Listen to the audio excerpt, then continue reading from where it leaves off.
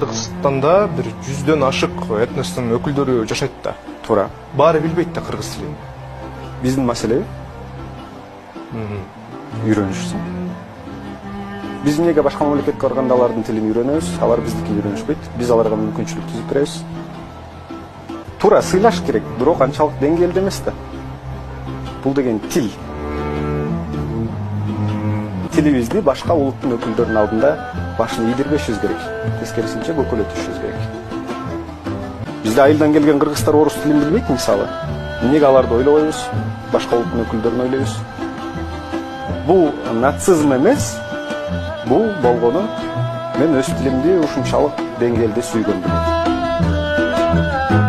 Анан дагы мекендештер кимдир бирөөлөрдө кирди чыкты маселелери болуп, ишеничтүү адамдарды таппай жаткан болсоңуздар, мен ушул жерге сүйнагамдын номерлерин коюп койгонмун. До конца айдайт, келгенден кийин 3 айга коюп берет, чыкпай туруп, чорныйдан базадан текшерип берет. Ушуга окшогон 7 орунду альфа цианалар менен чыгып келесиздер. Сүйүн кирди чыкты ушул жерге коюп койдум.